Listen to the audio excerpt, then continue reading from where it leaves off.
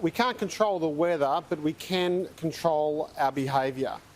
So 500 flood rescues over the course of this operation so far is just completely unacceptable.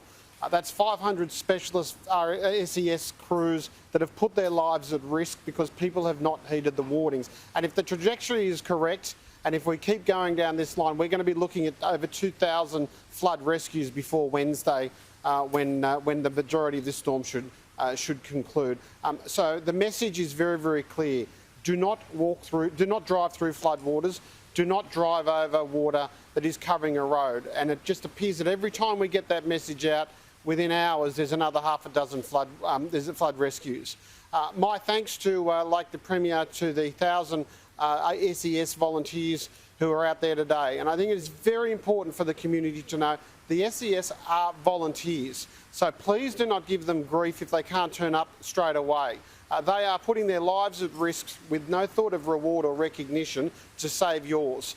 They are extremely well trained, they are extremely professional, and we have 10,000 of them available in this state with 1,000 on operations at the moment. They're supplemented, of course, by 600 RFS volunteers, so we've got nearly 2,000 volunteers with the other agencies all up. Can I thank the men and women of New South Wales Police who have provided some great support to our volunteer agencies, and Fire and Rescue have over 100 trucks on operations as well.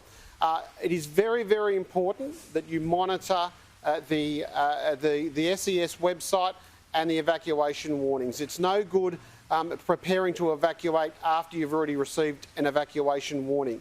Evacuation warnings are there to make sure that you are prepared. And the worst case scenario is that a warning comes after dark.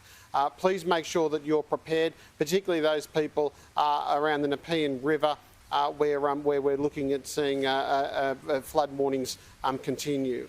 Can I conclude by making sure that everybody restricts the number of trips they make over the next 4 days, the next 3 or 4 days. If you don't need to go anywhere, don't do it.